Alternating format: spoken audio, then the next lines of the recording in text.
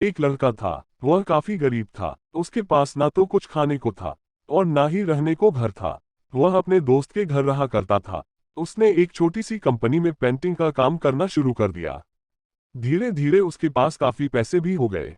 बाद में वह काफी धनी भी हो गया। लेकिन अभी भी उसके अंदर कुछ कमी का एहसास होता था। जब वह छोटा था तभी उसके माता पिता इस दुनिया से चले गए थे। उसने कभी प्रेम को नहीं जाना था। एक दिन जब वह अपने किसी काम से बाहर गया था तो उसे एक लड़की दिखी जो कि काफी अच्छी और खूबसूरत थी। उसको देखते ही इस लड़की को उस लड़के से प्रेम हो गया। वह काफी देर तक उस लड़के को देखती रही। कुछ देर बाद वह लड़की वहां से चली गई। कुछ दिनों तक यह लड़का उस लड़की को खोजता रहा लेकिन वह लड़की न मिली। लेकिन नियति ने उस लड़की से इस लड़के को मिला दिया।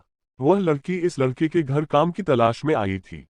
लड़के ने लड़की को तुरंत घर के काम के लिए रख लिया। जब वह लड़की इस लड़के से मिलने आई थी तो उस समय इस लड़के ने कुछ नहीं बोल पा रहा था, जिससे लड़की को लगा कि यह लड़का गूंगा है। लड़का भी जान गया था कि यह लड़की हमें गूंगा समझती है। इसके साथ ही साथ यह लड़की समझ गई थी कि यह लड़का इस घर का नौकर है ना कि मालिक है। अब जब भी यह लड़का उस लड़की के पास जाता तो गूंगा बन जाता है। धीरे धीरे वह लड़की इस लड़के पर काफी रहम खाने लगी। अब उसे इस लड़के के लाचारी पर प्यार आने लगा। लेकिन फिर वह लड़की एक बात से डर कर पीछे हट जाती थी। इस लड़की के भी माता पिता बचपन में ही मर चुके थे। इस लड़की को इसके चाचा ने पाला था और वह चाहते थे कि वह जब तक जिंदा रहे यह लड़की उनके खाने और पीने का पैसा दे। लड़की का प्रेम हद से भी बाहर जाने लगा। लड़के के एक खांसी पर भी वह लड़की दौड़े उस लड़के के पास पहुंच जाती थी। अब लड़का भी समझ गया कि इस लड़की को मुझसे प्रेम हो गया है। लड़का भी बहुत ज्यादा उस लड़की से प्रेम करता था। उसने पहले लड़की के बारे में सब कुछ पता किया। जब उसे सब पता चल गया तो वह बहुत रोने लगा, क्योंकि उसने गूंगे होने का झूठ बोला था। अब वह दिन रात रोने लगा। लड़की अपने सैलरी से लड़के के इलाज करवाने को कहती थी। एक दिन सुबह ही उस लड़की को पता चला कि वह लड़का हॉस्पिटल में भर्ती है। वह दौड़ते हुए जब हॉस्पिटल में पहुंची तो उसने देखा कि लड़का बेड पर बेहोश पड़ा है। उसके आसपास काफी मशीन लगी हुई थी।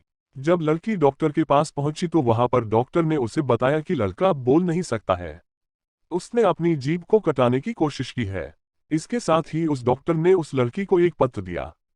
उस पत्र में लिखा था, मैं एक काफी धनी लड़का हूँ। जिस घर में तुम काम करती हो उस घर की मालिक मैं ही हूँ। लेकिन इसके साथ ही मैंने तुमसे एक बहुत बड़ा झूठ बोला है कि मैं एक गूंगा हूँ।